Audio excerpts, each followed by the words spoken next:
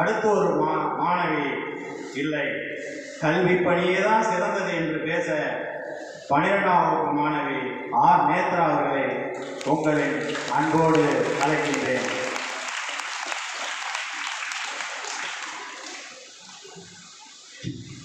அனைவருக்கும் என் பணிவான வணக்கம்.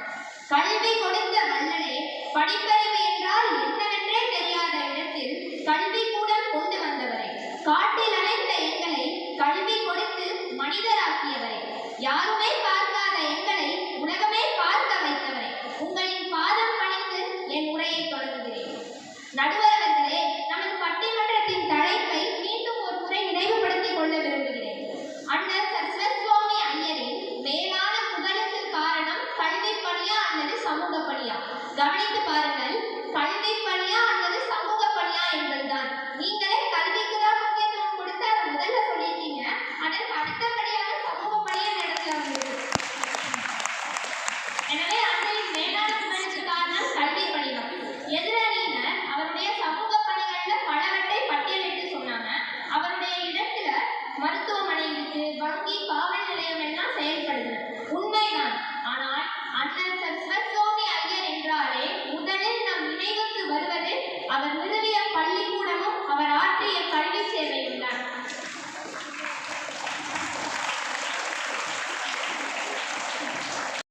படிக்காமல் இருப்பதை விட பிறக்காமல் இருப்பதே மேல் என்றார் பிளேட்டோ. ஒரு நாட்டிற்கு செலவே இல்லாமல் பாதுகாப்பை தருவது கல்வி என்றார் எட்மண்ட். ஏன் அப்படி அவர் சொன்னார் தெரியுமா? கத்தியால் வென்ற யுத்தங்களை விட புத்தியால் வென்ற யுத்தங்களே அதிகம். பெற்ற பிள்ளை கைவிட்டாலும் கற்ற கல்வி கைவிடாது என்றார் மகாத்மா காந்தி. படித்தால் மட்டுமே பாரதத்தை பாராள வைக்க முடியும் என்று படித்து படித்து சொன்ன மாமனிதர் திரு APJ அப்துல் கலாம். இவ்வளவு முக்கியத்துவம் வாய்ந்த கல்வியை நமக்கெல்லாம் அளித்தவர் நமது அண்ணல் அவர்கள்.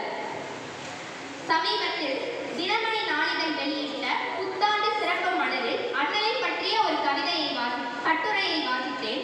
அதில் மகாராஷ்டிராவில் பேராசிரியர் கார்வே, வங்கத்தில் ராம் மோகன் ராய், பஞ்சாபில் ஸ்ரீலாலா கங்காராம் எவ்வாறு சிறந்த கல்வி பணியாளர்களாக போற்றப்பட்டனரோ அதே போன்று தமிழ்நாட்டில் சரஸ்வதி ஐயர் அவர்கள் போற்றுதலுக்குரியவர். அதாவது இந்த கார்வே, ராம் மோகன் ராய், ஸ்ரீலாலா இவங்களாம் அவங்களுடைய மாநிலத்துக்கு நிறைய கல்வி பணி செஞ்சிருக்காங்க. அதே போன்று அதற்கு சமமான கல்வி பணியை தமிழ்நாட்டில் செஞ்சவங்க யாருன்னா நமது அண்ணல் அவர்கள் என்று டாக்டர் முத்துலட்சுமி ரெட்டி அவருக்கு புகழாரம் சூட்டியுள்ளார். மேலும் பல தருணங்களில் சர் எஸ் ஸ்ரீனிவாச சாஸ்திரிகள், sir Sri Ramaswami Iyer, sir S Radhakrishnan, sir C Rajagopalachariar, Visvesvaraya, sir Alladi Krishnaswami, U Ve Swaminatha Iyer, doctor Annie Besant போன்ற பெரும் தலைவர்கள் அண்ணலின் கல்வி பணியை பாராட்டியுள்ளனர் என்பது வரலாற்று சிறப்பு. நீங்களோ நானோ நேற்றோ இன்றோ இதை கூறவில்லை, பல ஆண்டுகளுக்கு முன்னரே வரலாற்றில் பதியப்பட்ட ஒன்று இது. சமூகம் சமூகம்னு சொல்றீங்களே, அந்த சிறந்த சமூகத்துல உருவாகுவதற்கு அடிப்படையே கல்விதானே சார். அண்ணல் அவர்கள் மெத்த படித்தார், சமூகத்தில் சிறந்து விளங்கினார். தான் பெற்றது போல் கல்வி என்பதை எட்டா பணியாக எண்ணிக்கொண்டிருக்கும் ஏழை மக்களும் கல்வி பெற வேண்டும் என்று எண்ணி 1906ஆம் ஆண்டு, அதாவது கிட்டத்தட்ட 120 ஆண்டுகளுக்கு முன்பே தன்னுடைய 10 ஏக்கர் நிலத்தை கல்விக்காக அர்ப்பணித்தார் என்பதிலேயே தெரியவில்லையா அவர்கள் கல்விக்கு வேகம் இருந்தது என்று. எதிர்த்தரப்பில் உள்ள பிரியதர்ஷினி அவர்கள் அண்ணல் எதிர்கால கண்ணோட்டத்துடன் செயல்பட்டார் என்று கூறினார். பிரியாவிற்கு எதிர்கால கண்ணோட்டத்தை பற்றி புரியவில்லை போலும். படிப்பறிவே இல்லாத எதிர்காலம் எதற்குமா?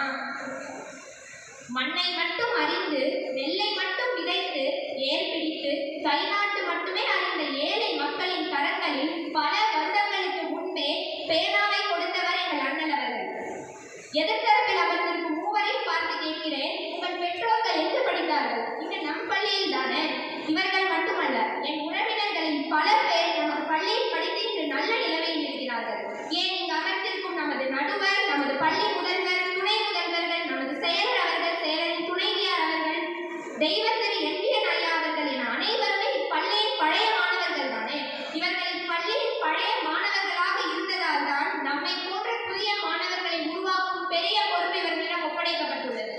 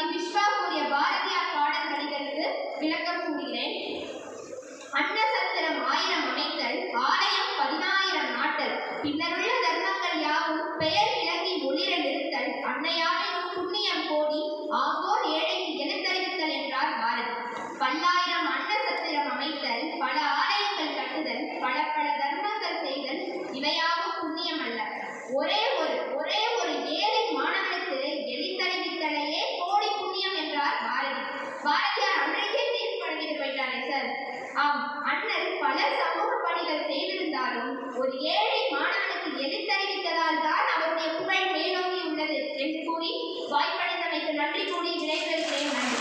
அன்னையின் கல்விப்பணி புகழ்.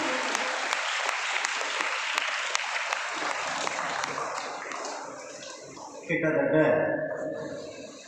தீர்ப்பை இதெல்லாம் கொடுக்கணும் அப்படிங்கிற மாதிரி அவருடைய கருத்துக்கள் மிக நுணுக்கமாகவும் ஆழமாகவும் இருந்ததை நாம் அறிந்தோம். 1906ஆம் ஆண்டு முதலில் நமது பள்ளி வளாக கட்டிடம் ஒன்றை அமைத்தார். மேனாள் செயலர் தெய்வ திரு என்விஎன் ஐயா அவர்கள் அவர் படித்த பள்ளி, அண்ணல் சிவசுவாமி ஐயர் படித்த பள்ளி பழமானேரியில் மிகவும் பாழடைந்து உள்ளது என்று கேள்விப்பட்டு இவருடைய இந்த நினைவாக முழு செலவையும் ஏற்று அந்த பள்ளியை முழுமையும் புதுப்பித்து கொடுத்தார் என்றால் அண்ணல் இங்கே ஐயாவிற்கு கல்வி பணியை செய் என்று சொல்லியிருப்பார் போலும். அதோடு மட்டுமல்ல, அடுத்து நாம் கூற வேண்டும் என்றால் இப்பொழுது இருக்கக்கூடிய இந்த கல்யாணி மாளிகை, அந்த மாளிகைக்கு சென்னையிலே அந்த மாளிகையை விற்றதன் காரணமாக அதே அமைப்புள்ள ஒரு கட்டிடத்தை இங்கே நிறுவச் செய்தார் மேனாள் செயலர் அவர்கள். ஆக இவர் குறிப்பிட்டதை பார்த்தால் சுற்றி நாம் கிராம மக்கள் அனைவரும் ஒரு பங்குனி உத்திரம் போல இந்த 7th பிப்ரவரி இருந்தது என்று சொன்னார்கள். அதற்காகத்தான் இன்று தொடக்கமாக இந்த நிகழ்வை 1972 1978 வரை படித்த மாணவர்கள் முன்னெடுப்பாக செயல்படுத்தி இருக்கிறார்கள். உன்னுடைய குறிப்பிட்ட வளர்ச்சி காலத்திற்குள்ளாகவே மீண்டும் ஒரு பங்குனி உத்திரத்தை நீ பார்க்கலாம் என்று சொல்லி அடுத்து இங்கே பேச ஆயிரமே இருந்தாலும் கல்வி பணி என்பது சமூக பணிக்கு உள்ளதான்னு அழுத்த திருத்தமா மாணவி சொல்றாங்க பிரியதர்சினி. அதை வழிமொழிந்து 12ஆம் வகுப்பு மாணவி ஹரிணி சமூக பணியே சிறந்தது என்ற ஒரு கோட்பாட்டை உங்களிடையே வைக்க அனைவரது சார்பிலும் அன்போடு அழைக்கின்றேன்.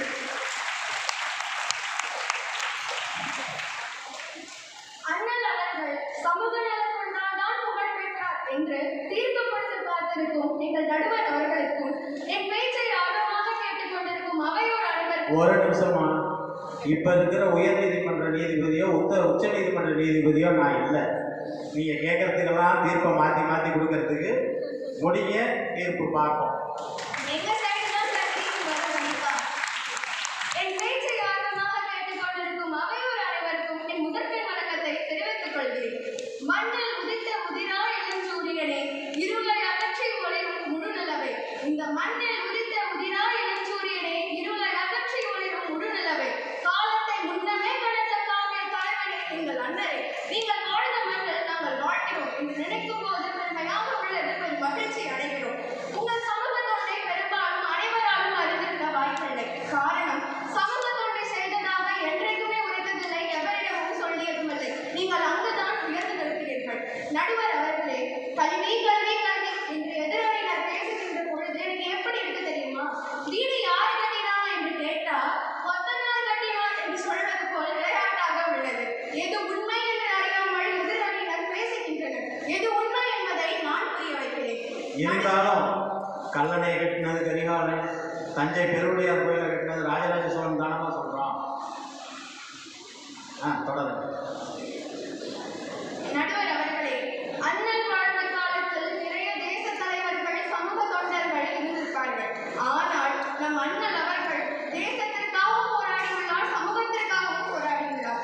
வன்முறை என்பது நம் நாட்டின் விடுதலைக்கு தீர்வாகாது என்று உணர்ந்து அமைதியான முறையிலும் காந்தியின் வழி என்று அகிம்சையை ஆயுதமாக கொண்டு மிதவாதியாக இந்திய விடுதலைக்கு போராடியவர். அதனால் 1926 அகில இந்திய மிதவாதிகள் மாநாட்டில் கலந்து கொண்டு அதில் தலைமை ஏற்று அம்மாநாட்டை சிறப்பாக நடத்தியவர் நம் அண்ணல் அவர்கள். அது மட்டுமல்ல, அதனைத் தொடர்ந்து 1927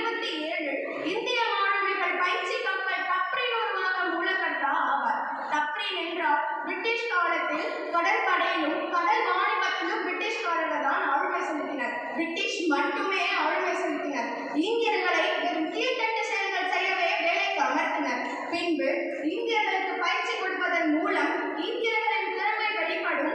அதிக பொறியாளர்களையும் கப்பலின் கட்டுமான வேலை செய்யவும் பயிற்சி கொடுக்க வேண்டும் என தப்பி உருவாக்க உழைத்தார் நம் அண்ணல் அவர்கள். நடுவர் அவர்களே, அந்த காலத்தில் அத்தியாவசிய தேவைகள் கூட அநியாய விலைக்கு விற்கப்பட்டு அடித்தட்டு மக்களின் வாழ்க்கை அடியோடு வீழ்த்தப்பட்டது. நான் என்ன சொல்கிறேன் என்று புரிகிறதா? நடுவர் அவர்களே, விடுதலை என்ற ஒன்றே தாரக மந்திரமாக இருந்த காலத்தில் கல்வி என்கிற கவனித்தீர்களா? கல்வி என்கிற சுதந்திரமும் பாதுகாப்பும் தான் முதன்மையாக கருதப்பட்டது. அதனால் தான் நம் அண்ணல் அவர்கள் சமூகத்திற்காக இந்திய விடுதலைக்காக பாடுபட்டார். இந்த மாதிரி உயரிய சிந்தனைகளுடைய ஒருவர் நம் பகுதியில் வாழ்ந்திருக்கிறார் என்றால் அவருடைய பரந்த எண்ணங்கள், செயல்கள், இந்திய மக்கள் மேல் கொண்ட பாசம், இவை அனைத்துமே சமூக பணியில் தான் சேர்க்க வேண்டும். சமூக பணியில் மட்டுமே சேர்க்கப்பட வேண்டும். அது மட்டுமல்ல, அந்த காலத்தில் அரச வீட்டில் வாழ்ந்து வந்தோம். வெள்ளம்பு என்று தூக்கிய கைகள் துப்பாக்கியையும் வீரங்கி போன்ற ஆயுதங்களை பயன்படுத்தும் நிலை உருவானது. அதனால் அண்ணல் அவர்கள் இந்தியர்களுக்கு பயிற்சி கொடுக்க வேண்டும். முறையான ராணுவ பயிற்சி ஆங்கிலேயர்களை எதிர்க்க துணை புரியும் என்றும் ராணுவத்தில் ராணுவ பயிற்சி கொடுக்க முயற்சி செய்தார். நடுவர் அவர்களே, எதிரணியில் உள்ள நேத்ரா அவர்கள் 2 பிப்ரவரி பற்றியும் யாரை கேட்டாலும் நம் அண்ணல் அவர்களின் புகழுக்கு கல்வி பணியை தான் சொல்வார்கள் என்று பேசினார். இவை அனைத்துமே அண்ணல் அவர்களின் தொண்டு உள்ளத்தையும் சேவை மனப்பான்மையும் தான் வெளிப்படுத்துகிறது என்பது அவர்களுக்கு புரியவில்லை. கல்வி என்று எவ்வளவுதான் சொன்னாலும் அண்ணல் அவர்களின் நோக்கம் என்ன? நம் அண்ணல் அவர்களின் நோக்கம் என்னப்பா? நல்ல சமூகத்தை உருவாக்க வேண்டும் என்றுதானே. அதற்கு தானே கல்வி என்னும் கருவியை பயன்படுத்திக் கொண்டார். அண்ணல் அவர்கள் கல்வி பணி மட்டும்தானா செய்துள்ளாரா? படித்தவர்களுக்கு தெரியாதா? இந்தியாவுக்காகவும் தமிழ்நாட்டுக்காகவும் நிறைய சமூக மற்றும் நாட்டு சேவைகளை செய்துள்ளார். அதில் ஒன்றுதான் கல்வி என்பதை மீண்டும் ஒரு முறை நினைவூட்டுகிறேன். அன்பு என்னும் ஆயுதம் கொண்டவர் அனைவரும் ஒற்றுமையாக வாழ வேண்டும் என்று எண்ணியவர் நம் அண்ணல் அவர்கள். அன்பு என்னும் ஆயுதம் கொண்டவர் அனைவரும் ஒற்றுமையாக வாழ வேண்டும் என்று எண்ணியவர். இந்திய விடுதலைக்காக மிதவாதியாக வாழ்ந்தவர். காந்தி மகான் காட்டிய அறவழியில் உயர்ந்தவர். அது மட்டுமா, காட்டுப்பள்ளி என்னும் கிராமத்தின் புகழை, நமது திருக்காட்டுப்பள்ளி கிராமத்தின் புகழை இந்தியா முழுவதும் பரப்பியவர் நம் அண்ணல் அவர்கள். அப்படி இருக்க அவருடைய சமூக பணியை எவ்வாறு நம்மால் மறக்க இயலும்? நடுவர் அவர்களே, தீர்ப்பு என்னவாகவும் இருக்கட்டும். ஆனால் நம் அண்ணலின் புகழுக்கு கல்வி பணி மட்டும் காரணமல்ல என்றும் சமூக சிந்தனையால் தான் புது உலகை படைக்க முடியும், புதிய சரித்திரத்தை உருவாக்க முடியும் என்று கூறி நல்வாழ்வுக்கு நன்றி கூறி விடைபெறுகின்றேன். நன்றி, வணக்கம். அருமை அருமை. நாம் இந்த பட்டிமன்றத்தை அமைதியாக நடத்தி கொண்டிருக்கின்றோம். இந்த நாடு அமைதியாக சென்று கொண்டிருக்கிறது.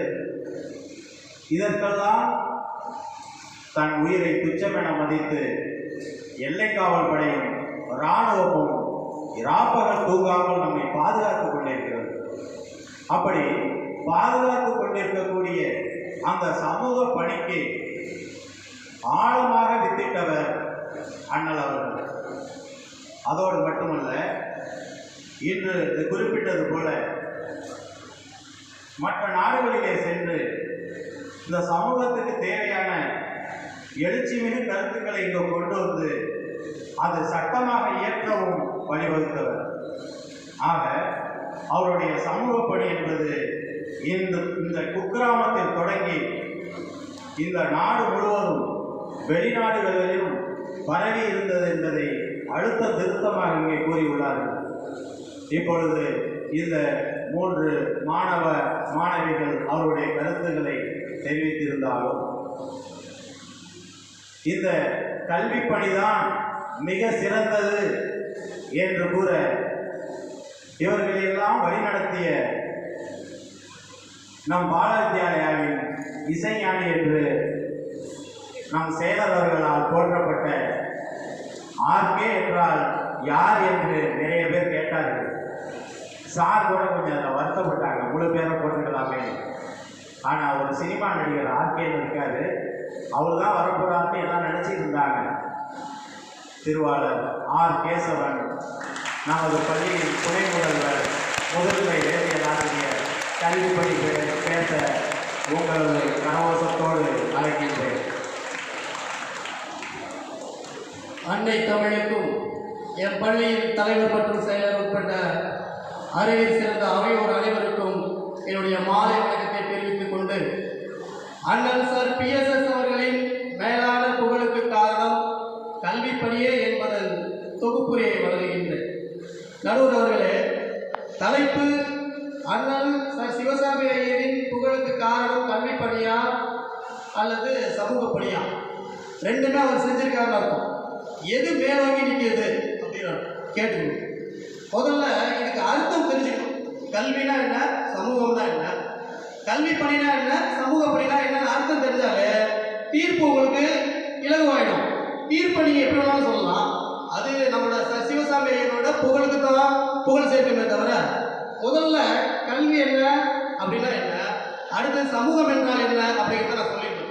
கல்வி என்பது கற்றறிந்த வல்லுநர்கள், பெரிய கல்வியாளர்கள், சிந்தனையாளர்கள் அப்படி எல்லாரும் சொல்றது என்ன அப்படின்னா, ஒரு மனிதனின் உடல் மற்றும் மனதின் வளர்ச்சியில், நல்லா கேட்டுக்க நடுவர் அவர்களே, கல்வி என்பது ஒரு மனிதனின் உடல் மற்றும் மன வளர்ச்சியில் அவனுடைய அறிவு, நன்னடத்தை, ஒழுக்கம் முதலான நற்பண்புகளை, அறிவு, நன்னடத்தை, ஒழுக்கமான நற்பண்புகளை கொடுத்து அவனை ஒரு முழு மனிதனாக உருவாக்கும் ஒரு சமூக அமைப்பு.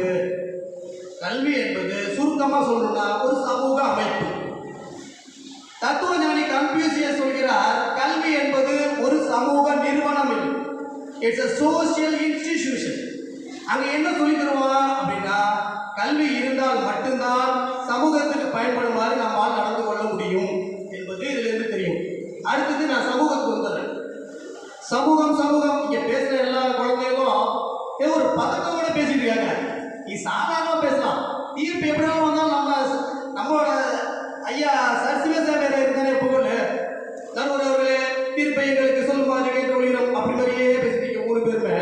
சமூகம் என்றால் என்ன அப்படின்னா, நம்மை சுற்றி நம் புவியியல் அமைப்பில் வாழக்கூடிய மனிதன் உள்ளிட்ட உயிர்களை குறிப்பது. அதனால் புவியியல் அமைப்பு. இப்போ நம்ம இந்த நிலப்பகுதியில் வாழ்ந்துருக்கோம். தஞ்சை மத்திய மண்டலத்தை தமிழ்நாட்டில் வாழ்ந்துருக்கோம். இங்கே வந்து நீர்வளம் நிலவளம் இருக்குது. இதே கன்னியாகுமரி போனீங்கன்னா மலை வளம் இருக்குது, அது கடல் வளம் இருக்குது.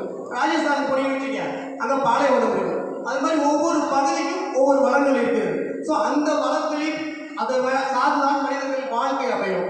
இப்போ சமூக பணி என்ன அப்படின்னா, இந்த சமூகத்தை, இந்த வளங்கள் நிறைந்த இந்த பகுதியை வாழக்கூடிய மக்களுக்காக நாம் கொண்டாடுவது, ஒரு தனி மனிதனாகவோ அல்லது ஒரு குழுவாகவோ சேர்ந்து சேவை செய்வதுதான் சமூக பணி. சமூக பணி எங்கே தோன்றுகிறது என்று கன்ஃபியூசியஸ் சொல்கிறார். ஒரு சமூக பணியை உருவாக்க அடிப்படை அழகு எது என்றால் அது கல்விதான். கல்வி கற்றவனால் மட்டுமே ஒரு சமூக பணியை சிறந்ததாக செய்ய முடியும் என்று கன்ஃபியூசியஸ் நமக்கு உறுத்துகிறார். புரட்சி என்பது ஒரு தலைகீழ் மாற்றம். மாற்றம் என்பது மானுட தத்துவம். மாற்றம் என்ற சொல்லை தவிர எதுவும் மாறாது என்கிறார் மாமேதை கார்ல் மார்க்ஸ் அவர்கள். நான் வந்து ஒரு முடிவு எடுத்துட்டோம், இனிமேல் இப்படி ஒரு வாழ்க்கை வாழ முடியாது, என்னால் நான் ஒரு வேற வாழ்க்கை தான் வாழ போறேன் அப்படின்னு எந்த இடத்துல ஒருத்தர் முடிவு எடுக்கிறாங்களோ அன்னைக்கே புரட்சி பிறக்குது அப்படிங்கிறாரு சட்டமேதை அண்ணல் அம்பேத்கர். நம்ம சிவசாமியார் ஒரு முடிவு எடுத்தார், நம் பகுதி மக்களின் வாழ்க்கை தலைகீழாக மாற வேண்டும், நம் பகுதி மக்கள் வாழ்க்கை சிறந்த வாழ்க்கையாக உருவெடுக்க வேண்டும், அதற்கு முதலில் நான் புரட்சி செய்ய வேண்டும். அப்படி வந்ததான் அந்த பள்ளிக்கூடம், அதற்கு தான் கல்வி புரட்சி. நம் சிவசாமியார் செய்தது இந்த மண்ணுக்கும் மக்களுக்குமான புரட்சி. உங்களால் மறக்க முடியுமா? கல்வியின் மூலம். ஆபிரகாம் லிங்கன் சொல்கிறார், உலகின் ஆகச்சிறந்த சொல் செயல் என்று. இதை நான் பாராட்டிட்டு இருக்கும்போது ஒரு வகுப்பில் சொன்னேன், எப்போதுமே சில விஷயங்கள் நமக்கு தெரிஞ்ச விஷயங்கள் மாணவர்களுக்கு சொல்லிக் கொடுப்பது தான் ஒரு ஆசிரியரோட கடமை. அது சொல்லும்போது ஒரு சின்ன ஒரு பெண் எழுந்துட்டு கேட்டா, சார் ஆபிரகாம் நீங்கள் தான் சொன்னார் ஆகச்சிறந்த சொல் செயல் என்று. ஏமா நான் ஏதாவது தப்பாக சொல்லிட்ட மாதிரி, நான் ஏதாவது தவறாக சொல்லிட்டேனாமா என்ன?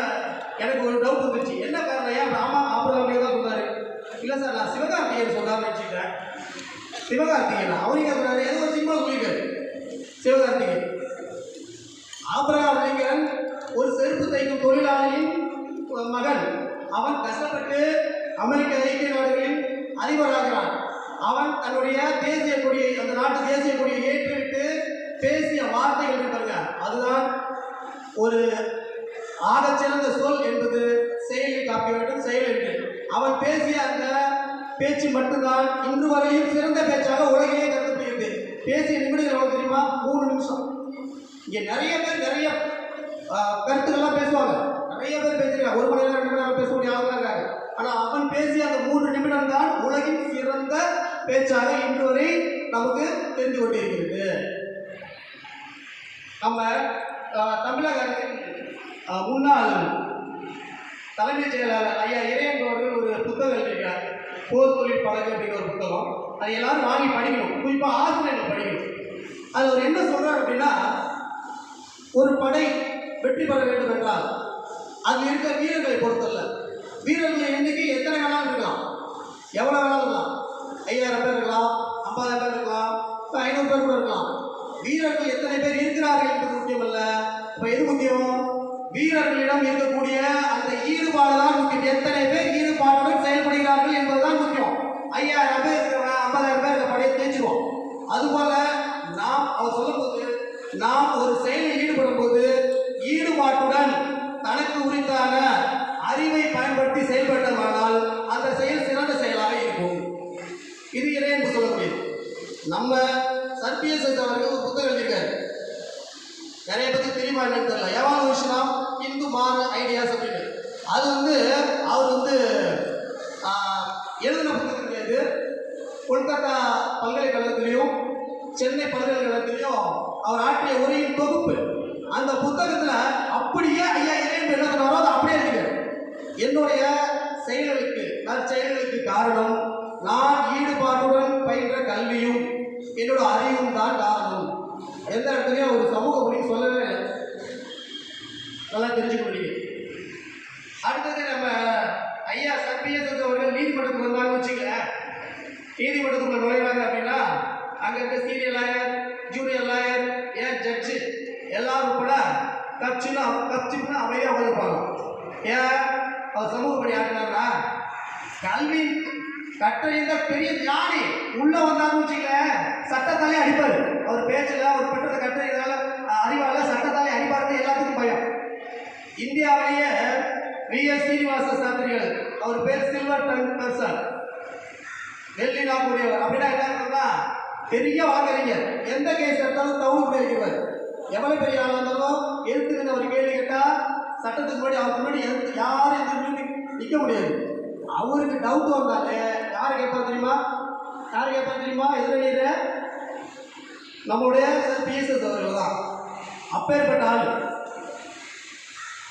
மயிலாப்பூரில் அந்த பெண்கள் பள்ளியை பற்றி எல்லாரும் பேசுகிறாங்க.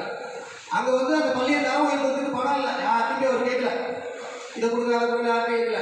தான் அரண்மனை மாதிரி இருந்த தான் வசித்த அந்த வீட்டை விட்டு அதே நேரத்தில் ஏற்ற மாதிரி ஒரு ஓட்டு வீட்டில் கடைசி வரைக்கும் காலம் போயிட்டு போனார். அதுக்கு காரணம் என்ன? அவர் கல்வியின் அறிவியை தெரிந்ததுனால தானே அந்த வேலை செய்தார்.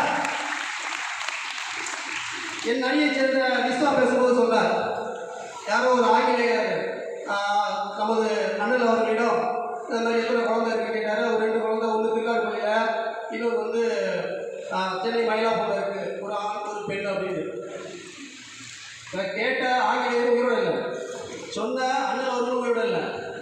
ஆனால் அவர் உருவாக்கி அந்த 2 பள்ளிகளிலிருந்து பயில்கின்ற, வேலை பார்க்கின்ற என்று லட்சம் பேர குழந்தைகள் நாங்கள் இருக்கிறோம். எங்கள் பகுதியின் மிகப்பெரிய ஒரு ஆளுமை பிஎஸ்எஸ் என்று ஊருக்கு உறக்க சொல்லுவோம். நம்ம எல்லாருக்கும் ஒரு திமிர் இருக்கணும், பெருமிதம் இருக்கணும். வெளில போகும்போது எங்கே முடிச்சுட்டு ஸ்கூல் கல்வி முடிச்சுட்டு வேற எங்கேயும் போய் வச்சுக்கல, போகும்போது எங்கே படிச்சு கேட்டால் நெஞ்ச நிமிதி சொல்லணும், நாங்கள் சார் சிவசாமி ஐயர் பள்ளியில் படிப்போம். இதனால் பேரறிவு பெற்ற பெரிய மனிதர்களை நாம் பள்ளி உருவாக்கிட்டு சாதாரண படிக்கல. நம் பகுதியை சேர்ந்த இயற்கை விஞ்ஞானி ஐயா நம்மாழ்வார் நம்மாழ்வார் அப்படிங்கிற ஒரு மிகப்பெரிய மகான். அவர் இங்கே படித்தாரு, இங்கே வாழ்ந்தார் அப்படிங்கிறது நமக்கு மிகப்பெரிய பெருமை. உலகத்தில் ரெண்டே பேர் தாங்க, ரெண்டே பேர் தான். இயற்கையை மனிதனோடு மற்ற உயிரோடும் சேர்ந்து வாழ்ந்தால்தான் இந்த பூமியில் வாழ முடியும். இந்த பூமி மனிதனுக்கு மட்டுமல்ல, கண்ணுக்கு தெரியாத நுண்ணுயிர்கள் உட்பட அனைத்து உயிர்களுக்கும் சொந்தமானது. தயவு செஞ்சு புரிஞ்சுக்கணும், ரெண்டே ரெண்டு பேர் தான் உலகத்தில் பேசலாம். ஒருத்தர் ஜப்பான் நாட்டை சேர்ந்த மாசால ஒரு புத்தகம் ஒற்றை வைக்கல் புரட்சி, ஒரு புரட்சி பண்ணாங்க. ரெண்டாவது நம்மாழ்வார் சாதாரண மனுஷன் கிடையாது. அவர் எழுதின புத்தகங்கள், அவர் எழுதின பேச்செல்லாம் நீங்கள் பார்த்து கேட்டுக்கணும், படித்து பாருங்க. இந்த மண்ணையும் மக்களையும் எப்படிப்பட்ட நேசிச்சாங்க. அதுக்கு காரணம் என்ன? சிவசாமியார் பள்ளிக்கூடம் கொடுத்த அறிவு. அடுத்தது நிறைய பேர் இருக்காங்க. திரைப்பட நடிகர், மறைந்த திரைப்பட நடிகர், இயக்குனர் மனோபாலன், கவிஞர் சிநேகர். அடுத்தது தமிழ் நாட்டில் கொண்டாடி கொண்டிருக்க, தமிழ் வளர்ச்சிக்கு கொண்டாடி கொண்டிருக்க பேராசிரியர் பே மணியரசன். நம்ம பக்கத்தில் இருக்க திருச்சிராப்பள்ளி சேர்ந்த உங்களுக்கு தெரியும் சேரலாதன், கபடி பிளேயர், வேலைக்கு மாணிக்காரு, நம்ம ஊரில் இருந்து, நம்ம மாவட்டத்தில் இருந்து. வேற எங்கேயும் ஒரே ஒரு ஆள் தான் தமிழ்நாட்டிலேருந்து ஒரே ஒரு ஆள் தான். கபடி யாரும் விளையாட முடியல, நம்ம கிடைக்காரு. அவர் படித்ததெல்லாம் எங்கே படிச்சிருக்காரு? நம்ம பள்ளிக்கூடத்தில் தான். பேரறிப்பட்ட மனிதர்கள் உருவாக்கியிருக்கு. நிறைய பொறியாளர்கள், வழக்கறிஞர்கள், ஆசிரியர்கள், தொழிலதிபர்கள் எல்லாரும் உலகில் உள்ள அனைவரும் அவரவர் தொழிலை செய்வார்கள். ஆனால் வேளாண் குடிமக்கள் மட்டும்தான் தெய்வத்தின் தொழிலை செய்கிறார்கள் என்று வள்ளுவர் பெருந்தகை பாராட்டுகிறார். அந்த மாதிரி ஏகப்பட்ட வேளாண் குடிமக்கள் நம்ம பள்ளிக்கூடத்திலிருந்து படிச்சுட்டு இயற்கை விவசாயம் பண்ணி ஏகப்பட்ட வளர்ச்சியை கொடுத்துருக்காங்க நம்ம பகுதியில். கர்ம வீர காமராஜர் பற்றி பேசும்போது சுதந்திர இந்தியாவுக்கு பிறகு அவர் கல்வியின் தந்தை, இலவச கல்வியை கொண்டு வந்தார். அவரால் எல்லாரும் பள்ளிக்கூடம் நிறைய திறந்தார். உண்மைதான், 14,000 பள்ளிக்கூடம் மேலே திறந்தார். சுதந்திரம் அடைவதற்கு முன்னரே பிரிட்டிஷ்காரரை எதிர்த்து ஒரு பள்ளிக்கூடம் உருவாக்குனாரு ஒரு குக்கிராமத்துலனா நமது சிவசாமியார் தான். சுதந்திரம் அடைவதற்கு முன்னரே ராமராஜனுக்கே வழிகாட்டி நம்மால் தான். அடுத்து நடுவர் அவர்களே, எனக்கு ஒரு ஒப்பீடு தோன்றுது. நம்முடைய சர்பிஎஸ்எஸ் அவர்களையும் நமது தமிழ் பெரும்பாட்டன் பாரதிய அவர்களையும் ஒன்றா ஒப்பிடணும் அப்படின்னு ஒரு ஒப்பீடு தோணுது. ஏன்னா ரெண்டு பேருமே ஒன்றா சுற்றிப்பாங்க, ரெண்டு பேருமே கற்றறிந்தவர்கள், ரெண்டு பேருமே பெண்களுக்கு மரியாதை கொடுக்க முடியாதுங்க. ரெண்டு பேருமே நல்லா கவனிச்சுங்க எல்லாரும். ரெண்டு பேரும் தான் எனக்கு தெரிஞ்சு சுதந்திரத்துக்கு முன்பு. ஏன்னா பெண்ணடிமை என்பது ரொம்ப பெருசாக பேசப்பட்ட காலம் அது. ரெண்டு பேரும் மட்டும்தான் தான் நின்று கொண்டு தன் மனைவியை உட்கார வைத்து புகைப்படம் எடுத்தவர்கள். ரெண்டு புகைப்படம் அங்கே இருக்கு. ரெண்டாவது தான் பார்த்துங்க. ஒருத்தர் பாட்டியை செல்லவளை வச்சு படம் எடுத்திருப்பாரு, இன்னொரு சிவசாமியார் அவரோட கையாளை வச்சு படம் எடுத்திருப்பாரு. ரெண்டு பேர் தான். பெண்களுக்கு எவ்வளோ பெரிய மரியாதை கொடுத்துருக்காங்க பாருங்க, எவ்வளோ மரியாதை கொடுத்துருக்காங்க. கல்யாணம் இல்லவே சார்பு. பாருங்க, அவரோட வாழ்க்கை பார்த்தீங்கன்னா ஒவ்வொருத்தருக்கும் ஒரு மனதுக்கு நெருக்கமான ஒரு செயல் இருந்துகிட்டே இருக்கும். இப்போ ஒருத்தருக்கு பாட்டு பிடிக்கும், ஒருத்தருக்கு விளையாட பிடிக்கும், ஒருத்தருக்கு படிக்க பிடிக்கும். இந்த மாதிரி ஒவ்வொருத்தருக்கும் ஒரு குறிப்பிட்ட செயல் மனதுக்கு நெருக்கமாக இருக்கணும். அதுதான் தனித்திறன் கல்வி. நம் பள்ளியில் சிவசாமி பள்ளியோட தனித்திறன் கல்வி முன்னாடியே எல்லா பள்ளிகளுக்கும், அரசு பள்ளிகளுக்கும் முதலாகவே தோன்றியது இங்கே தான். இதில் பார்த்தீங்கன்னு வச்சுங்களேன், அவரோட சிவசாமியர்களோட மனதிற்கு நெருக்கமான செயல் என்னன்னா கல்வியாக தான் இருந்திருக்கு. தன் வாழ்நாள் முழுவதும் ஒரு வழக்கறிஞர், அடுத்தது சட்டக்கல்லூரி துணைவேந்தர், பேராசிரியர், அடுத்தது சென்னை பல்கலைக்கழகத்தோட துணைவேந்தர், பனாரஸ் பல்கலைக்கழகத்தோட துணைவேந்தர், அடுத்தது சமஸ்கிருத கல்லூரி, சென்னையில் இருக்கக்கூடிய சமஸ்கிருத கல்லூரி, அதே மாதிரி விவேகானந்தா கல்லூரி, ரெண்டுக்குமே தரம் உயர்த்ததுக்கு தன்னால் முயன்ற நிதியுதவியை கொடுத்து கடினமான சூழ்நிலையில் நிதியுதவி கொடுத்து ஊக்குவித்தவர். தமிழ் ஆங்கில அகராதி நல்லா ஞாபகத்தில் நம்ம டிக்ஷனரியோட பாட்டு. டிக்ஷனரி பார்ப்போம்ல, தமிழ் எழுத்து ஆங்கிலத்தை மொழிபெயர்த்துப்பான், ஆங்கில எழுத்து தமிழை மொழிபெயர்த்திருப்பான். அந்த தமிழ் ஆங்கில அகராதியை முதலில் சர் சிவசாமியர் தலைமையில் தான் உருவாக்கப்பட்டது தமிழ்நாட்டில். அதில் பார்த்தீங்கன்னு நம்ம தமிழ் தாத்தா ஊவே சாமியெல்லாம் அவர் கீழே வேலை பார்த்துருக்காங்க. அவர் உருவாக்கி தான் அவர் அந்த டிக்ஷனரி, தமிழ் இங்கிலீஷ் டிக்ஷனரி. இந்த மாதிரி எண்ணற்ற பதிவுகள் இருக்குது. சிவசாமியை பற்றி பேசிட்டே இருக்கணும்னா போயிட்டே இருக்கலாம். அடுத்தது இன்னொருத்தரையும் நீங்கள் சொல்லி ஆகணும். எல்லாரும் சொன்னாங்க, அந்த விதைத்தவன் உறங்கினாலும் விதைகள் உறங்காது. இது கியூப புரட்சியாளர் பிடல் காஸ்ட்ரோட தத்துவம்.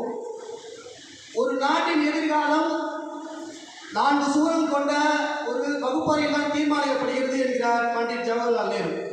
இந்த பொன்மொழிக்கேற்ப அண்ணல் காட்டிய வழியில் தன் இறுதி மூச்சு வரை கல்வியை 8 திக்கும் அவர் ஒரு பள்ளிக்கூடத்தை ஆரம்பிச்சு போனாரு.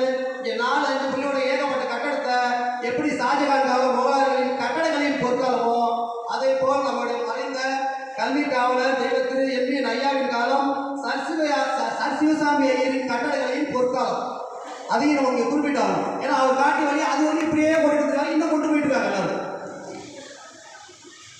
அடுத்தது கண்ணதாசன் அவர்கள் சொல்வார், வாழ்ந்தவர் கோடி மறைந்தவர் கோடி மக்களின் மனதில் நிற்பவர் யார்? இந்த கேள்வி வந்து வெளியில போய் சர் சிவசாமியார் என்ன பண்ணாருன்னு அப்படி யாராச்சும் ஒருத்தர் கேள்வி வச்சுக்கிறேன், சட்டுன்னு என்ன பதில் வரும்?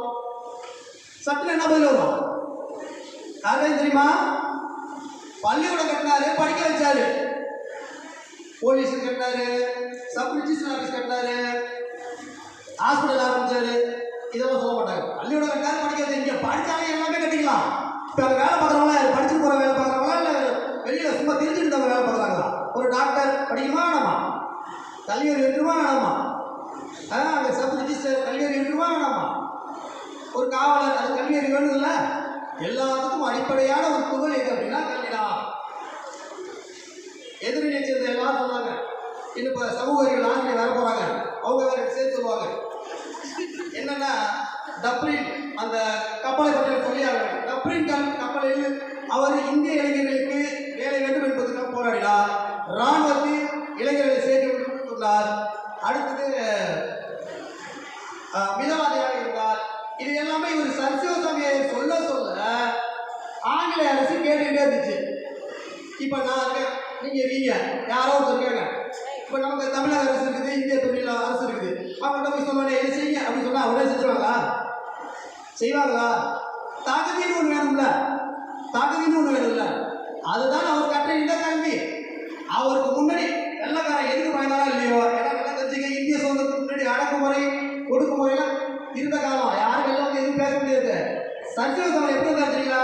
ஒரு அரசின் அமைச்சர் போல இந்த உலகம் ஒன்றும் எவனுக்கும் பயப்படாம தானே எங்கே வந்தாலும் சரி அவருக்கு அவ்வளோ பெரிய மரியாதை கொடுத்துருக்காங்க. ஆங்கிலேயர்கள் சாதாரண மரியாதை கொடுக்க மாட்டான். ஒன்று படித்தவங்களுக்கு தான் மரியாதை கொடுப்பான், நான் சொல்கிறத கேட்க மரியாதை கொடுப்பான்.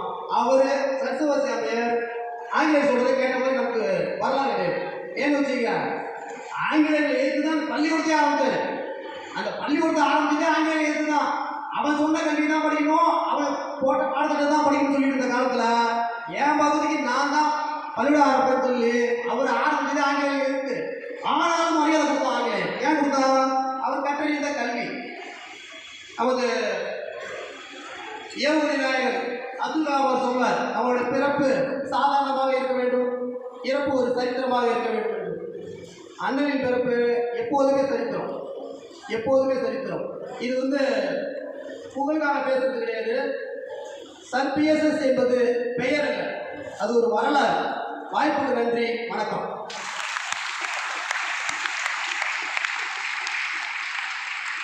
உணர்ச்சி மிக்க உரையால் நாற்காலியின் நுனிக்கு அனைவரையும் கொண்டு வந்து விட்டார். கல்வி சமூகம் இரண்டிற்கும் ஒரு வரையறை கொடுத்து அண்ணலினுடைய அந்த புகழை மேம்படுத்தி தருவது கல்விதான் என்று சொன்னார். ஆனால் இவர் நமது பள்ளியில் படிக்காதவர், திருவையாறிலே சீனிவாசராவ் பள்ளியிலே படித்தவர்.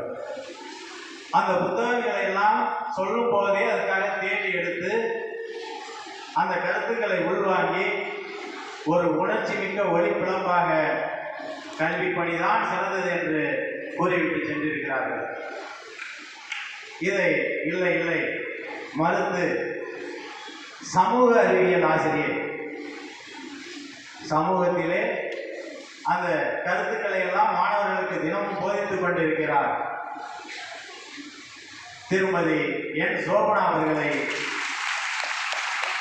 சமூக பணி என்று பேச அனைவரது கரகோஷத்தோடு அழைக்கின்றேன். வாருங்கள்.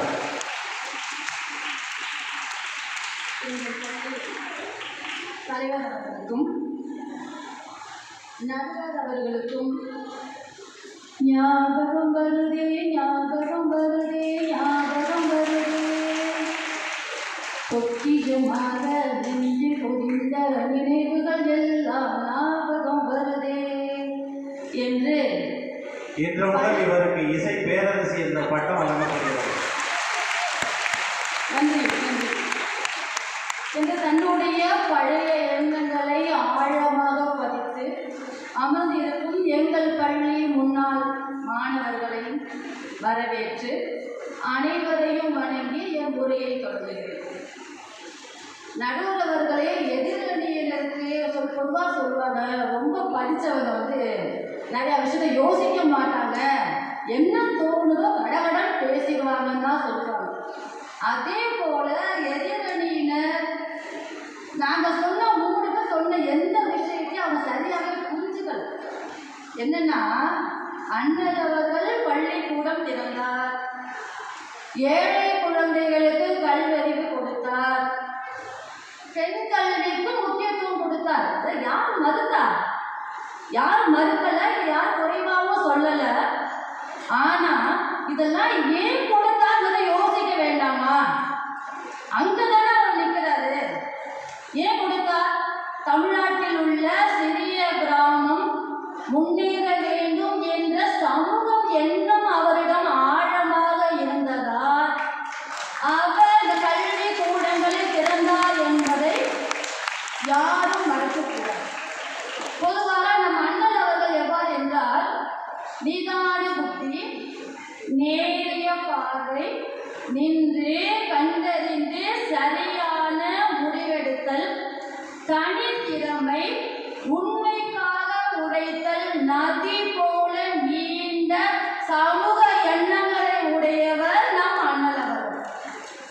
நம் அண்ணல் அவர்களுக்கு சமூக தொண்டு என்பது இதய துடிப்பு மாதிரி. அதுல இளைப்பாறுதல் அப்படிங்கிறது தான் என்ன அப்படின்னா கல்வி. நடுவர் அவர்களை நாம் அனைவரும் புரிந்து கொள்ள வேண்டிய விஷயம் என்னவென்றால், அண்ணல் அவர்களுடைய வாழ்ந்த காலகட்டத்தை தான் இங்க பேசணும்.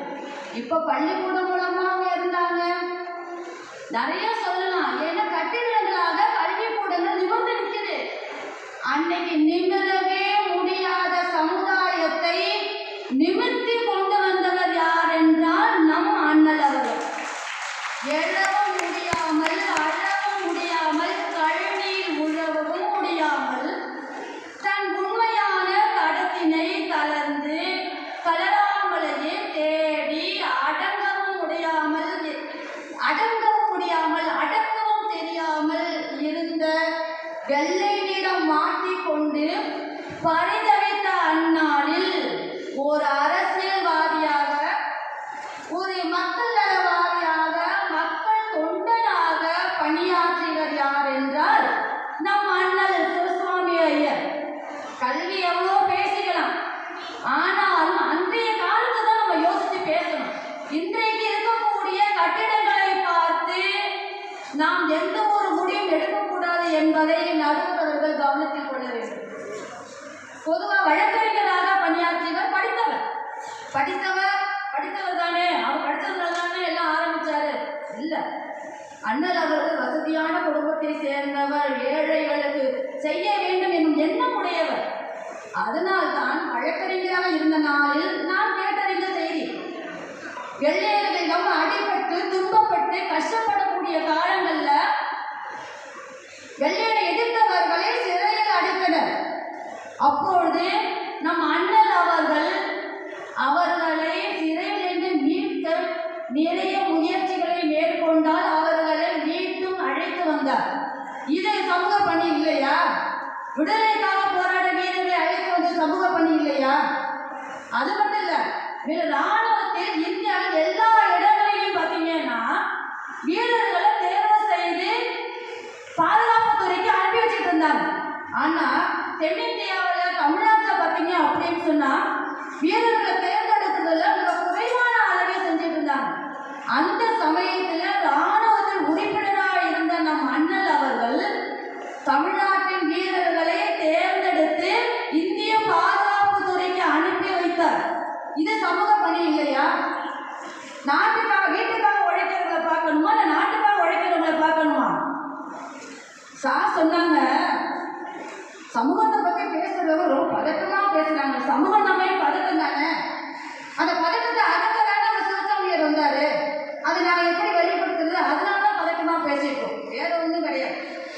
அது மட்டும் இல்ல, படித்தவர்கள் அப்துல் கலாம் பற்றி சொன்னாங்க. அப்துல் கலாம் அப்படின்னு சொன்னாலே ஞாபகத்துக்கு அவர் படிப்பெல்லாம் கிடையாது. அவர் தன்னை வந்து படித்ததாகவும் அவருடைய ஆசிரியர் துறைக்கு அப்துல் கலாம் எத்தனையோ எடுத்து சொல்லியிருக்கார். நம்ம அப்துல் கலாம் அப்படின்னு சொன்னால் மாற்றுத்திறனாளி, அதை கால் முடமானவர்களுக்கு அவரால் உருவாக்கப்பட்ட அந்த அவங்க எளிதாக நடக்கக்கூடிய அந்த விஷயம் தான் எல்லாருக்கும் ஞாபகம் வரும். இதுதான சமூக பணி. படித்ததை பற்றி யார் பேசுவா? இளைஞர்களுக்கு ஊக்கம் கொடுக்கறது எங்க? சமூகத்தில் இறங்கி வேலை செய்யணுங்க. ஒரு கோயில் கும்பாபிஷேகம் நடக்குது, 1 லட்சம் ரூபாய் பணம் கொடுத்துருக்கான் அப்படி உட்காந்துருக்க சமூகத்தில் மரியாதையா? எடுத்த செஞ்சு அந்த வேலையை சரியா பக்கத்தில் செய்யறவங்களுக்கு மரியாதை கூடையா? அதான நம்ம அண்ணல் அவங்க செஞ்சிருக்காங்க. கல்வி அறிவு என்பது அண்ணல் சமூகத்தை முன்னேற்றுவதற்காக அவர் எடுத்துக்கொண்ட கருவிதானே ஒழிய அது போல ஒரு புகழடைந்தார் என்று பெருமை பேசிக் கொள்வது சரியாக இருக்காது என்று என்னுடைய கருத்து.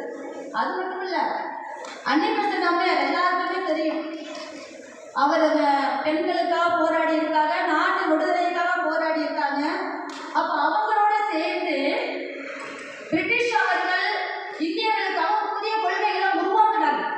அந்த சமயத்துல அவங்க உருவாக்கின எந்த கொள்கையும் இந்திய மக்களால் ஏற்றுக்கொள்ள முடியல. அப்ப கடுமையாக எதிர்த்தவர் யாரு அப்படின்னு சொன்னா நம் கிராமத்தை சேர்ந்த நம் அண்ணல் அவர்கள். இது சமூக பணியில சேராதா? இதை வந்து கட்டிடமா எழுப்ப முடியுமா? எல்லாரும் யோசிச்சு பார்க்கணும். நடுவர் அவர்களே நான் சொல்லும் போது என்ன வரலாறா சொல்றாங்க, இவங்க சோசியல் டீச்சர் அதனால வரலாறா சொல்றாங்க. இல்ல, உண்மை. வரலாற்றை யாராலும் மறுக்க முடியாது. அதனால நான் என்ன சொல்ல வரேன் அப்படின்னு சொன்னா சமூக பணி அப்படிங்கிறது புத்தகத்திலேயோ ஏட்டிலேயோ எழுதி வைக்க முடியாது. மாணவனாக பிறந்த ஒருவர் மனிதனாக வாழ வேண்டும் எனில் அவர்கள் மக்களுக்காக உழைத்தால் மட்டுமே உயர்ந்த நிலையை அடைய முடியும். படித்தவர்கள் உயர்ந்த நிலையை அடைவது என்பது உண்டு. மக்கள் மனதில் இடம்பெயர்வார்களா அப்படிங்கிறது கேள்விக்குறிதான். வேறுபாடு ஏறெடுப்போம், மாறுபாடு சீரமைப்போம், ஒன்றே சாதி ஓதிடுவோம், பிரிவு இல்லை என்று வாதிடுவோம், இயற்கை குணம் வந்தாலே ஏழை இனம் அழித்திடுவோம், இறை ஒன்றே நாடிடுவோம், மொழி கடந்து கூடிடுவோம், ஒற்றுமை கீதம் பாடிடுவோம் என்றும் நம்ம அண்ணன் புகழ்ந்திடும். இதுதான் அண்ணனுடைய பாடல், அவருடைய எண்ணம், செயல். இதுக்காக அவர் எடுத்துக்கொண்ட ஒரு கருவி தான் இந்த மறுபடியும் ஆணித்தரமாக சொல்ற ஒரு கருவி அப்படின்னு சொன்னா கல்வியை தான் எடுத்தது. எவ்வளவுதான் படித்தாலும் சமூகத்தின் மீது அக்கறை இல்லாத கல்வி ஆசிரியர்கள் அதிகமாக இங்கே இருக்கும். மாணவர்கள்ட்ட கேட்போம், எதிர்காலத்தில் உங்களுடைய நோக்கம் என்னப்பா அப்படின்னு கேட்போம். அவங்க ஒருத்தவங்க டாக்டரும்பாங்க, ஒருத்தவங்க ஐஏஎஸ் கலெக்டரும்பாங்க, ஒரு போலீஸுமாங்க. ஆசிரியர் சொல்லக்கூடிய வார்த்தை என்ன? சரிப்பா டாக்டர் ஆகு, கிளினிக் தொடங்கு, ஒரு நாளைக்கு 50,000 சம்பாதி நான் சொல்லிக் கொடுப்போம். குறைஞ்சது ஒரு ஏழைக்கால் ஒரு நாள் ட்ரீட்மெண்ட் பண்ணு, ஒன்னால முடிஞ்சதை சமுதாயத்துக்கு அதானே நம்ம சொல்லிக் கொடுக்கறது. சமூகத்தை முன்னேற்ற சொல்லிக் கொடுக்குறோம். கல்விங்கிறது என்ன மனப்பாடம் பண்ணி எழுதுவது கிடையாது. உயர்ந்த நிலைக்கு எல்லாரும் இருக்காங்க. ஆனா படித்தவர்கள் சமுதாயத்திற்கு என்ன செய்திருக்கிறார்கள் அதுதான் இங்க பார்க்கணும். அதனால் அண்ணல் அவர்கள் கல்வி கூடங்கள் ஏற்படுத்தினாலும் அதை விட பல மடங்கு இந்திய நாட்டிற்காகவும் தமிழ்நாட்டிற்காகவும் கிராமத்திற்காகவும் போராடுகிறார் என்பதை ஆணித்தனமாக இந்த இடத்தில் எடுத்து சொல்கிறேன். நடுவர் அவர்களே, ஒரு உதாரணம் சொல்றேன். உலகத்துல சூரியன் இல்லை அப்படின்னு சொன்னா உலகம் இயங்காது. அதுபோல சூரியன் அப்படிங்கிறது என்னன்னா சமூக பணி, அண்ணனுடைய சமூக பணி. அதுல இருந்து வரக்கூடிய ஒளி கதிர்கள், ஒளி தெரியுது பார்த்தீங்களா, அதை தான் கல்வி பணி. கல்வி பணி மட்டும் இல்லை, நிறைய சேவைகளை தொண்டுகளை அண்ணன் செஞ்சிருக்காங்க. அதுல ஒரு கதிர் தான் என்ன அப்படின்னு சொன்னா கல்வி பணி. சூரியன் இல்லாம ஒளி கதிர்கள் வந்துருமா? உலகம் தான் ஒளி தான் பெற்றுமா? அதனால என்னுடைய புகழுக்கு காரணம் சமூக பணி அப்படிங்கிறத நடுவர் அவர்கள் ரொம்ப ஒரு யோசித்து சொல்லணும். அது மட்டும் இல்லை, பெண்கள் பற்றி எல்லாருமே பேசினாங்க. அந்த காலத்தில் பெண்ணே நீ கலங்காதே, உன் பக்கத்தின் நியாயத்தை யாருமே பேச கேட்க முன் வரலையா?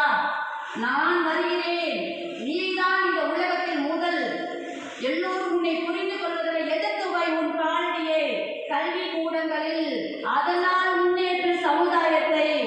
அவரோட நோக்கம் பெண்கள்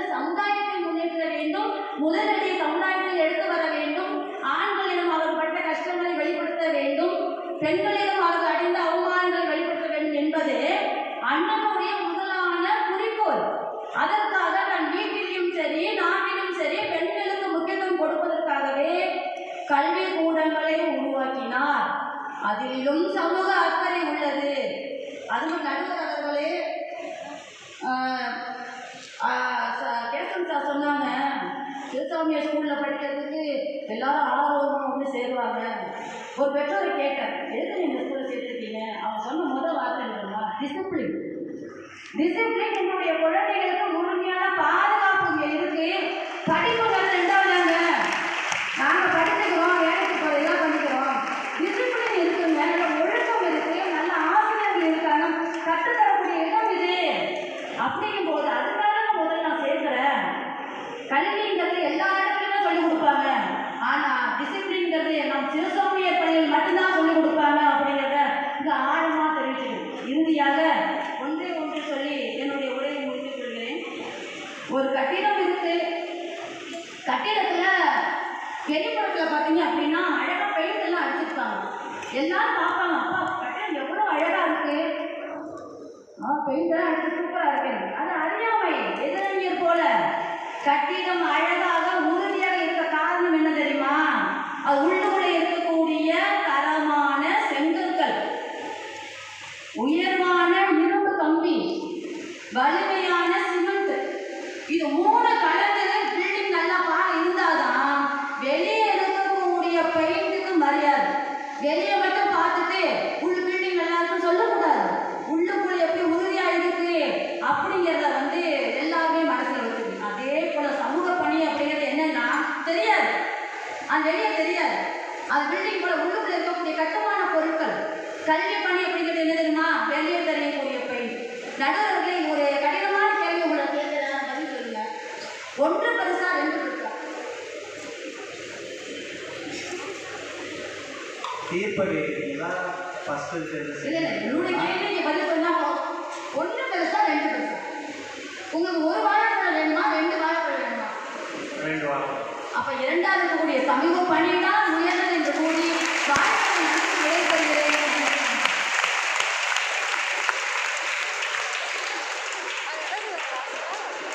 பட்டிமன்ற ராஜா போல இவர் உணர்ச்சி மிகு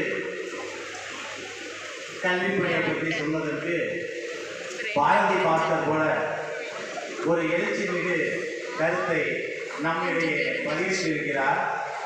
அவருடைய சுருக்கமாக சொல்லியிருக்கிறார், சமூக பணிக்குள் தான் கல்வி பணி வருகிறது. அப்படி என்றால் சமூக பணிதான் சிறந்தது என்று தன்னுடைய வாதத்தை முன்வைத்திருக்கிறார். இப்பொழுது தீர்ப்பு சொல்ல வேண்டிய நேரம். இருவரை பின்னிறுத்தி அண்ணலை முன்னிறுத்தி ஒரு கருத்தை சொல்லும்போது தீர்ப்பு என்னவென்று உங்களுக்கு தெரியும். இவர்கள் எடுத்துக்கொண்ட அந்த தலைவர்களையே நான் எடுத்துக்கொள்கிறேன். முதலில் கர்ம வீரர் காமராஜர். கர்ம வீரர் காமராஜர் பாபநாசம் டேம் கட்டும்போது அங்கே இருந்து ஆய்வு செய்கிறார். ஒரே நேரத்தில் தண்ணி தேங்கி இருக்கும் போது அதை சுற்றுலா மையமாக மாற்றலாம், அங்கே போட் ஓட்டி அதன் மூலம் அரசுக்கு வருமானம் கிடைக்கும். அந்த மேலேந்து இருக்கக்கூடிய நீர் வீழ்ச்சி மாதிரி விழும்போது சக்கரத்தை சுழல செய்தால் மின்சாரம் கிடைக்கும், நீர் குறைவாக ஓடினால் விவசாயம் செழிக்கும். அங்கே அவருடைய சமூக அக்கறை மிக தெல்ல தெளிவாக இருந்தது. அதோடு மட்டுமல்ல, நெய்வேலியிலே இன்று பழுப்பு நிலக்கரி எடுத்து நமக்கெல்லாம் அனல் மின்சாரம் கிடைக்கிறதே, அதற்கு அடிக்கோடிட்டவர் காமராஜர். சில கோடி ரூபாயை ஒதுக்கிய பின் அது செய்வதறியாது திகைத்த போது, அது நஷ்டமான போது மீண்டும் பல கோடி மதிப்புள்ள பொக்கிஷம் கிடைத்த ஒரு சமூக பணியை செய்தவர் கர்ம வீரர் காமராஜர். அதோடு மட்டுமா, இன்று நாம் சிலிண்டர் எரிக்கின்றோம், அன்று விறகுக்கே பெரும்பாடு. மா விலைகளை நாம் ஒரு சாக்கில் பொறுக்கி கொண்டு வந்து அதை அடுப்பிலே தள்ளி எரித்த காலம் உண்டு. அப்படி சிரமப்பட்டிருந்த காலத்திலே இன்று வேலிக்கருவை என்று சொல்லக்கூடிய அந்த விதையை வெளிநாட்டிலிருந்து கொண்டு வந்து ஹெலிகாப்டர் மூலம் தெளிக்க செய்து மக்களுக்கு சமூக அக்கறையை ஊட்டியவர் கர்ம வீரர் காமராஜர். அது மட்டுமல்ல, அடுத்து அப்துல் கலாமிற்கு வருகிறேன். பொக்ரான் அணுகுண்டு உலக நாடுகளே நம்மை இன்று பார்த்து பயந்து இருப்பதற்கு காரணம் அவருடைய சமூக அக்கறை. அது மட்டுமா, இன்று மாற்றுத்திறனாளிகளுக்கு நேனோ டெக்னாலஜி என்று சொல்லக்கூடிய முறையிலே பிளாஸ்டிக் கால்கள் நமக்கு கட்டையில் அப்படி செஞ்சு கொடுப்பாங்க, அதை தூக்கிட்டு நடக்க முடியாதுன்னு குறைவான எடை கிராமிலே இன்று வலுவாக அமையக்கூடிய அலாய்ஸ்ன்னு சொல்லக்கூடிய அந்த செயற்கை கால்கள் வைத்து சமூகத்துக்கு அக்கறை செய்தவர் டாக்டர் அப்துல் கலாம். அதே போலத்தான் சிவசாமி ஐயர் அவர்கள் இன்று நமக்கு இங்கே இவர்களெல்லாம் தொகுத்த இந்த சமூக பணிகள் நாம் கண் முன்னே பார்க்கிறோம். காவல் நிலையம், அரசு மருத்துவமனை, ரெஜிஸ்டர் ஆபீஸ். அது மட்டுமல்ல, நம்ம கப்பல், இராணுவம், அவருடைய சட்ட தொகுப்பு அனைத்தும் பார்க்கிறோம். அனைத்தும் இவர்கள் செய்த அனைத்துமே இவர்களை முன்னிட்டு அதற்கு முன்னாடியே வலியுறுத்தி கொடுத்த சமூக பணி என்று தெரிந்தாலும் அறிவு அற்றம் காக்கும் கருவி. எண்ணென்ப ஏன எழுத்தென்ப இவ்விரண்டும் கண்ணென்ப வாழும் உயிர்க்கு. அதோடு மட்டுமல்ல, கற்கை நன்றே கற்கை நன்றே பிச்சை புகினும் கற்கை நன்றே. எப்படி கல்வி வளர்ச்சிக்கு அப்துல் கலாமை எடுத்துக்கொண்டால் சமூக பணி, குடியரசுத் தலைவராக இருந்தாலும் கூட நான் கல்லூரிகளிலும் அங்கே பள்ளிகளிலும் அந்த மாணவர்களிடத்திலே உரையாடும் போது எனக்கு இருக்கக்கூடிய ஆனந்தம் மிக சிறப்பாக இருந்தது என்று குறிப்பிடுகிறார். காமராஜரை பற்றியும் குறிப்பிட்டேன். அவர் அவ்வளவு சமூக பணி செய்திருந்தாலும் ஜூலை 15ஆம் நாளை தமிழக அரசு கல்வி வளர்ச்சி நாளாக கொண்டாடுகிறது. அவருடைய அத்தனை சமூக பணிகள் மறைந்திருந்தாலும் ஜூலை 15ஆம் நாள் கல்வி வளர்ச்சிக்காக நாம் இங்கே ஊர்வலம் செல்கிறோம். அதே போலத்தான் கல்வி என்பது மனிதனுக்கு ஒரு ஒழுக்கத்தை கொடுக்கக்கூடியது என்று சொன்னோம். 2 கண்கள், எண்ணென்ப ஏன எழுத்தென்ப இவ்விரண்டும் கண்ணென்ப வாழும் உயிர்ப்பு என்றார் வள்ளுவர். அப்படியானால் அந்த கல்வி என்பது கிடைக்காத மனிதனுக்கும் கிடைக்கக்கூடியது ஏற்படுத்தி கொடுத்தவர். ஒன்றை மட்டும் சொல்லி நிறைவு செய்கிறேன். இதே காமராஜர் மருத்துவ சீட்டிற்காக விண்ணப்பங்களை சேகரித்துக் கொண்டு அதிகாரிகள் யாருக்கு சீட்டு கொடுக்கலாம் என்று தடுமாறும் போது அங்கிருந்து வருகிறார். அப்ளிகேஷன் அப்படியே எடுத்து பார்த்துட்டு தூக்கி போட்டு இதை மட்டும் செய்யுங்கிறார். அதிகாரிகள் மறந்து போறாங்க. என்ன செய்தார் தெரியுமா? கை நாட்டு வைத்தவனுடைய மகன் கல்வி பெற வேண்டும், ஆகவே கை நாட்டு வைத்த விண்ணப்பங்களை தனியாக எடுத்து வை, அவனுக்கு கொடு, கல்வியை கொடு. அவன் பசியோடு இருந்தால், செவிக்கு உணவு இல்லாத போது வயிற்றுக்கு சிறிது ஈயப்படும். அந்த நிகழ்வுதான் மதிய உணவு திட்டம். அதே போல நம் அண்ணன் சிவசாமி ஐயர் அவர்கள் எவ்வளவுதான் பணி செய்திருந்தாலும் தன் இறுதி மூச்சில் இந்த கிராமப்புற மக்களுக்கு பிற்படுத்தப்பட்ட, தாழ்த்தப்பட்ட, மிகவும் பிற்படுத்தப்பட்ட அனைத்து குழந்தைகளும் இங்கே ஆண்டறிக்கை படிக்கும் போது அவர்களுடைய அந்த தொகுப்பை கூறும்போது அவர் நமக்கு மட்டும் இந்த கல்வி சாலையை அமைத்து கொடுக்கவில்லை என்றால் நாம் பெற்றோர்களைப் போல காமராஜர் அதிலே குறிப்பிட்டு சொன்னதைப் போல கைநாட்டாதான் ஆகியிருப்போம். அப்படி என்றால் அவருடைய மற்ற அனைத்து பணிகளெல்லாம் கூட நாளை மறுநாள் கொண்டாடக்கூடிய அந்த பிப்ரவரி 7ஆம் தேதி யாருக்கு பரிசு கொடுக்கிறீர்கள்? ஆண்டு தேர்விலே வெற்றி பெற்ற மாணவனுக்கு, இங்கே பள்ளியிலே படித்து முதல் மதிப்பெண், 2ஆம் மதிப்பெண், 3ஆம் மதிப்பெண் பெற்ற மாணவனுக்கு. அதுதான் அங்கே அன்றைக்கு பல கல்வியாளர்களும் இங்கே நம்ம சிவசாமி ஐயருடைய அந்த ட்ரஸ்டுக்கு அவர்களால் முடிந்த ஒரு தொகையை கொடுத்து மாணவர்களுக்கு பரிசளிக்க அந்த பட்டியலை படிக்கும் போது நாங்கள் வியந்து போயிருக்கிறோம். அந்த டேஷ் பிரைஸ் பார் டேஷ் மாணவன், டேஷ் பிரைஸ் பார் டேஷ் மாணவன் மாணவி என்று சொல்லுவதெல்லாம் நாங்கள் கேட்டு புரிந்து போயிருக்கிறோம். எண்ணற்ற அந்த இதோடு சான்றிதழோடு இந்த சிறு தொகையை வைத்து அந்த கல்விக்காக கொடுத்த ஒரு நினைவு நாளை மறுநாள். நான் பட்டிமன்ற தலைப்பிலேயே சில குறிப்புகளை கொடுத்திருந்தேன். அவருடைய மேலான புகழ் அப்படின்னு சொல்லியிருந்தேன். மேலான நிறைய புகழ் அவருக்கு சேர்ந்திருக்கு. ஆனா மேன்மையான மேலான புகழ் என்ற வார்த்தை ஏற்படுத்தேன் என்றால் நமது டைரியிலே கடைசியிலே புகழ் உடம்பு எய்தல் அப்படின்னு ஒரு வார்த்தை இருந்துச்சு. இல்லை வேற தலைப்பு கொடுத்துருக்கலாம். நான் முதல்ல வெஞ்சி நிற்பதுதான் கொடுத்தோம். ஆனாலும் மேலான அப்படி என்று வரும்போது நாளை மறுநாள் அவர் தன்னை கல்விக்காக அர்ப்பணித்து தன் மனைவியின் பெயராலே ஒரு இல்லத்தை ஏற்படுத்தி வெளிநாடுகளிலும் வெளி மாநிலங்களும் லட்சம் மாணவர்கள் என்று அறிவு பெற்றிருப்பதற்கும் எதிர்காலத்தில் இங்கே இருப்பவர்கள் மிக மேன்மை அடைவதற்கும் அவர் செய்த கல்வி பணியே என்று சொல்லி தீர்ப்பளிக்கிறேன். நன்றி, வணக்கம்.